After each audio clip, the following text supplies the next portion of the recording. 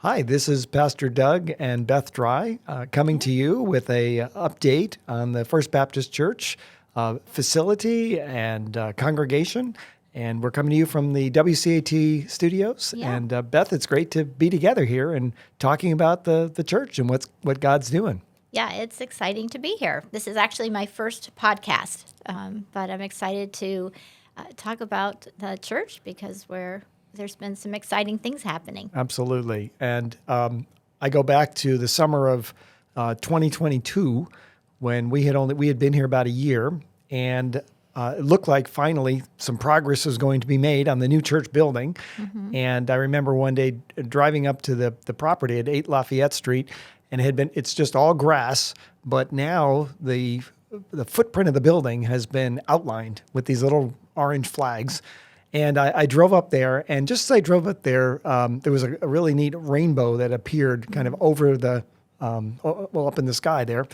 And it just was very encouraging to think, okay, we've got something new here. It's starting, and I thought of the scripture from Isaiah, which talks about new things. And I'll just read that here. I know you're familiar with it. See, I am doing a new thing. Now it springs up. Do you not perceive it? I'm making a way in the wilderness and streams in the wasteland. Mm-hmm. And so it seems like, okay, here we go. We're ready to move forward. Yeah, it's been a long time. And, we've just been here 3 years, but the congregants, it's been 5 years since they've been displaced from their building. And so, yeah, a long road for them, but it's nearing completion. It's getting there. And so we didn't go right from the red flags, the orange flags, to a new building. We've had some other steps along the way, milestones, and one of those was the groundbreaking. So in March 18th of 2023, we had our official groundbreaking, and that was a really exciting, though freezing day. Yeah, just about a year ago now, and a little bit chilly, but everyone was a good sport about it. We gathered on the property, and Groom, our construction company, set us up with hard hats and shovels, and it was our congregants, but also friends and family, and many people from the community joined us to help us celebrate this big moment. And it was really fun to move some dirt. Now, I know that you and I had our own little private groundbreaking a couple of days prior to that, right? Yeah, I had the idea of, I had these little bottles, and I found them on Amazon. You can find Thank anything goodness on for Amazon, right? Yeah. But we went and got some soil from the property and somehow got that into these little bottles. But we tied a piece of paper around each one with the word faith on it, just to be able to give one of those bottles to each person who had come to the groundbreaking. Really a reminder of what had gotten us to that point, just trusting God to provide for us everything we needed. And then also, as a reminder, we're supposed to sit that somewhere in our house where we see it to continue to pray in faith that He would bring it to completion. And a lot of people took those home and continued to pray for our church, but also it reminded them to trust God for other things too. Absolutely. So again, we had the groundbreaking, and now really we're on our way. And it was like 7 months later or so, October 22nd. Mm-hmm. I didn't do the math there, but we actually then had a steel beam signing where the facility is now taking shape. The steel beams are up, at least for the chapel part of it. Yep. And we had the idea that it's not new with us, but of actually giving people the opportunity to write their names on there, but also write names maybe of other people who have been influential in helping the church get to this point, mm-hmm. Or even names of people that we are hoping and praying that their lives will be really touched and blessed through this ministry in the years to come. Mm. Yeah, that was a fun time too. Another stake in the ground, so to speak. And what percentage are we at in terms of completion? Right. So I heard the other day 80%. Now that seemed a little high to me. Just because I'm seeing all that's still yet to come. But I guess when you figure just all the site work and everything, that number might be pretty close. So there's things that are yet to be done. So on the inside, there's still the kind of the finishes. The flooring's got to go in. I know some of the tiling has already been started. The, exciting. the chapel part is already all painted. Everything's drywalled. That's amazing. The HVAC system is up and running. Ah. So a lot of things have really come together. Things that we've talked about forever. Forever. Yeah, especially a certain group called the FF&E team in our church who have worked tirelessly and many hours. That's probably right. are very happy to see all these details come into place. Absolutely. And there's a few things remaining that the thing I get asked about all the time is, where is the steeple? Right. And it's coming. It's Right. coming. And we did have to do some redesign on that. And so anticipating of the next month or so, it'll actually be constructed on site. And then I believe the plan is to lift it up via a crane and lift it right up and Hoist stick it it on right there. on there. Maybe throw a little duct tape around it and it's good to go. No, hopefully more than duct tape, but Yeah. I think we're good to go on that. And then, we're That'll be getting really close. Yeah, nice finishing touch. Yeah. People ask when is it going to be open? And the end of July is kind of where we're looking to get the certificate of occupancy. Those dates fluctuate a little bit. And then, then we got to kind of figure out how to use this facility. And so it'll be a little while before we really sort of have some of the events that we're starting to plan now that enable the community to come and see at least the building itself, and then get to know us a little bit more of who we are as a congregation.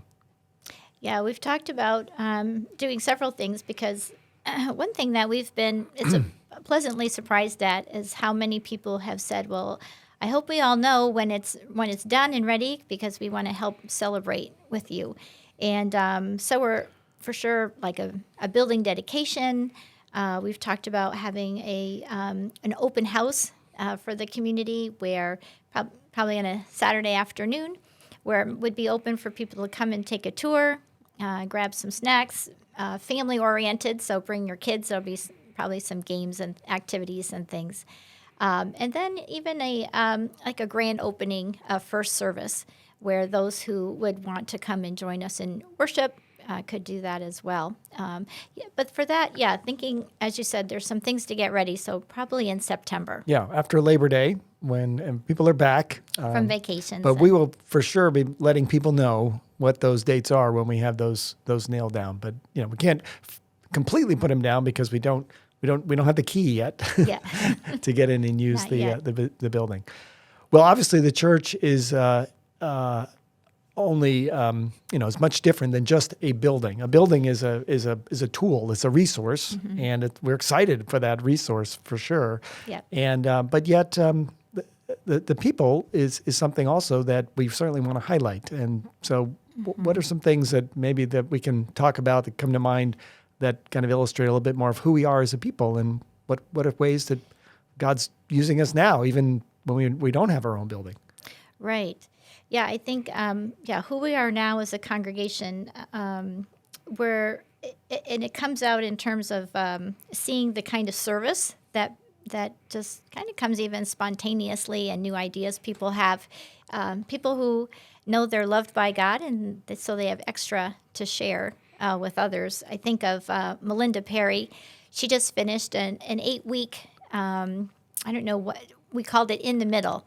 And it was an opportunity for middle schoolers to come together and come here actually to WCAT, who graciously opened up their doors and their expertise to help these kids craft their own videos. So whatever they wanted to do, they could write them up and have them taped here, videotaped, and then they're being polished up now, and then they'll be able to watch them. But Melinda, she just has a real heart for youth, and she's kind of a kid at heart herself. She's a gamer, and she's very creative. Not a video gamer. No, yeah. So that's what I call her. So anyways, but and that's one of the things we've been doing. Another thing, it's called we call it the Barnabas Ministry. There's some people in our church who really have a heart for those recovering from addiction. And there's some nonprofits right here in Wakefield who also have that heart. So we've kind of come along to try to support them, and we collect clothes and other things that we can bring and deliver to these different nonprofit, their homes right here in Wakefield, to really love these people and help them get back on their feet again. I love that name, Barnabas Ministry. And for those that may not be familiar with that person in the Bible, Barnabas, the name means son of encouragement. And his role was really an encourager to come alongside people. And that's what this ministry is doing, coming alongside people who are taking those steps to be free from those things those addictive things that have really ensnared them. And need so much encouragement. That's right. Yeah. And So that's something. Another thought. There's some women in our church who are great seamstresses, and so they've turned their skills and love for people into supporting a nonprofit called Hope for Women. They make hundreds of dresses, and these dresses get delivered around the world to girls in poverty areas that they need to know they're loved and just have be given some dignity and respect. And so again, things we're doing here, and things even reaching around the world. One of the things that I've enjoyed being a part of is the side-by-side men's group, which meets at Brothers Deli restaurant. And shout out to Brothers; those guys do a great job hosting us. And meeting. And one just had a baby girl. I believe her name is Estella. I'm not 100% sure, but I think that's the name. So congratulations. Congratulations. Thank you for those. Yeah. Well, so thank you that you guys host us on Wednesday mornings, and a couple of us meet, and we talk about various passages in the Bible, and we even pray together. And it's just been a great opportunity to connect with some other men who weren't even part of our congregation, but they had some desire and hunger both to be along with some other guys and working through some issues of life and how do we follow Jesus? And that's really kind of what we do, is like, what does it mean to be a follower of Jesus? And so that's been great to be doing that. So that was something that's been new and just even the last couple of months. Fun to start. And then Shepherd's Table. That's something that's been around the community for many, many years, has taken some turns because of COVID. But what's going on with Shepherd's Table? So we've been able to, thanks to the graciousness of First Parish, we've been able to use their commercial kitchen and preparing meals once a month, about usually like 60 or 70 meals. Probably 2/3 of those are grab and go. People come by, grab meals, home cooked meals. Some of them actually, they now bring those meals to neighbors. So it's actually a neat multiplication of, we're able to provide a meal and they're providing the service of blessing others with that meal. Yeah. And then some of the people eat inside. And so we've been able to do that. We're pausing that until we get into the new building, but we have some new ideas for that, which if we get to, we'll share that at the end of the podcast. Sounds good. Yeah. And then in terms of a couple new things we're doing in terms of transitioning as we see ourselves leaving First Parish and their space and entering into a new building. This is kind of combining some common interests that Doug and I have had with our congregation, but we have always enjoyed hospitality, opening up our home and sharing a meal and just, on a very casual basis, getting to know people. And the church also has always loved coming around food. So putting food together with a new time, we kind of thought, as we thought about Sunday mornings, we realized that's not always a convenient time or an open, available time for people to, if they wanted to come and explore worship and church. There's all kinds of things going on Sunday mornings. And so we thought, maybe could we do this at another time of day? And then also, I've always had just a real love for helping people understand the Bible and understanding that it's something that's relevant for our lives today. So we put all that together and came up with Dinner Church, we call it. And so we've been meeting, and this is just a temporary 5-week experiment that our congregation has graciously allowed us to do. But we are meeting at 4:00 for a light supper. We divide up and sit around tables, enjoy a meal together for about a half an hour, and then we discuss something. Someone will present a part of Scripture, and then we'll have questions that we all talk about. What does this mean? how does this relate to us today? We share stories about our lives, and it's been a great experience so far. I love how everything is kind of mushed together. We don't have like a food and then we have a worship service. And as you know, Beth, I love my food all mushed together. And Yes. this is kind of a mush together. We have some singing, we read the Bible, we pray, we eat, we talk, we eat some more, we may drink some coffee, and it's all just connected around. It's very Our table. around our table, and it's almost like the family dinner table where different things can come up, and there's just a freedom to discuss and talk about those things. So yeah, we don't know where and how where that'll go in the future, but it's been really a nice break from just kind of the same old. It has been. We are very thankful to be in a church that says, yeah, let's go for it. Let's try new things. Yeah. And we're not stuck in the old way perhaps of doing something or the way that has worked forever. Let's try other things and see Yeah. how that goes. Yep, they're great at that. Yeah, that's good. So we've got another initiative in this transition, and this kind of comes out of our wedding planning that we did this fall, With or our I should daughter. say you did it, you and Kara. Thank you.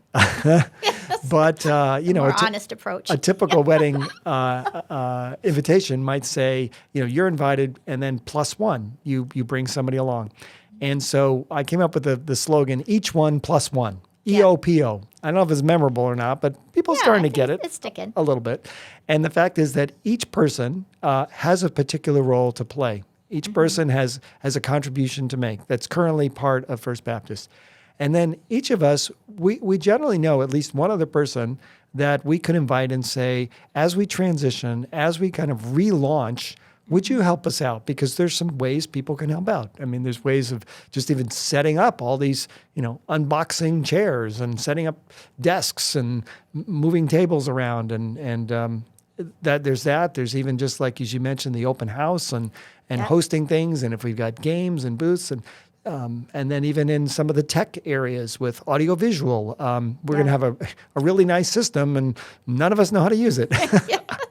We need some help there, yes. So there's lots of ways that people can jump in and just help us kind of get out of the starting gate in a sense and start well in the fall. Yeah, our congregation is great with the each one doing their part. I've just been really, kind of blown away with how faithful they are. They love their church and their community, and whatever they can give, they do. And they've jumped in wholeheartedly. But we want others to join us, and so I think it was a great idea. So each of us, have been given that challenge to think about who we know that we could invite in to do it with us. That's right. So hopefully, Yeah. so we'll see how that turns out. I think we're be working on that the next couple of months. A shout out to my friend George, who already stepped up and said, I'll help with the setup. So There we go. there we go. Yeah. I already got one. But Yeah, doesn't his wife calls him the mule at home? Or that's something, right. so- Right. He can yeah. schlep stuff around. As we kind of begin to wrap this up, just want to talk briefly about our vision. And our vision is that we would be a thriving, multi-generational church that's rebuilt in Wakefield Center, that develops disciples, that blesses our community, and partners with others for church revitalization. And we've got a photo that a drone has taken. We've had a good friend of one of our parishioners that has taken lots of drone photos. And Yeah, they're amazing. they They're are really so fun amazing to see. to see that. And in the photo, it just really shows the centrality of this property and this facility right in the heart of Wakefield. And we don't take that lightly. It's both an incredible privilege to be there right in the center of town, but also responsibility that we have a part to play in the overall health and well-being of our community. And some of the things that we already do are contribute to that. Some of the things we are yet to do will contribute to that. Yeah. But we believe that in all these things that God will be using us as really a conduit of His grace and truth to others. Yeah, it'll be with having our own space too. I think some of the different services that people are already involved in can be expanded because we'll have a place, just to be more settled in things, and also space to invite people into again, just that picture of hospitality. I think that it's a strength of ours as a congregation, and so we do want to be hospitable and a place where people feel welcome, a place of community where relationships are built up, where people are encouraged, where people can use their skills and gifts to bless others and serve others. So we'll see what happens as we move in and get settled. Absolutely. So, just in the one of the phrases we've had it on our banner is God is doing a new thing. Come and see. Come and see.